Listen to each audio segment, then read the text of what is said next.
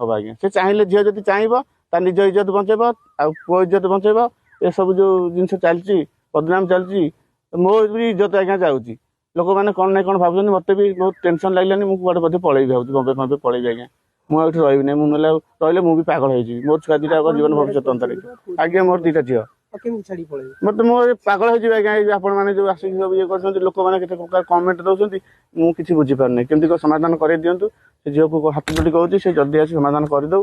ତା ବାପା ଯୋଉ ଆଜ୍ଞା ଆଜ୍ଞା ତା ବାପା ଯୋଉ ମୂର୍ଖ ବୁଦ୍ଧି କରୁଛି କେସ୍ ବେଶୀ ବଢି ବଢି ଯିବ ଛିଡିବ ନାହିଁ ଜମା।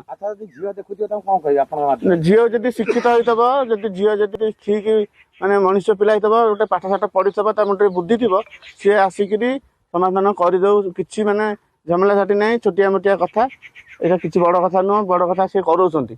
ତାର ଇଚ୍ଛା ନଥିଲା ସେ ଚାଲିଗଲା। ଆମେ ବି ସେଇଟା ଚାହୁଁଛୁ ଚାଲିଗଲା ସେଟା ତାର କ୍ଲୋଜ କରିଦଉ କେସଟାକୁ କ୍ଲୋଜ କରିଦଉ କେସଟା।